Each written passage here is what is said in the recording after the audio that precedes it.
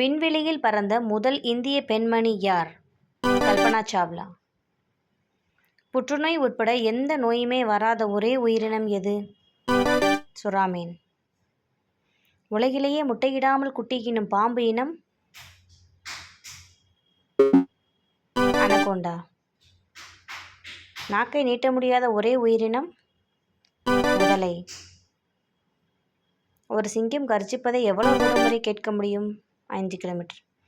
கூரான பிளேடின் முனையில் கூட அடிபட்டு கொள்ளாமல் கடந்து செல்ல திறனுள்ள உயிரினம்? நத்தை. பறக்கக்கூடிய ஒரே பாலூட்டி இனம்? வௌவால்.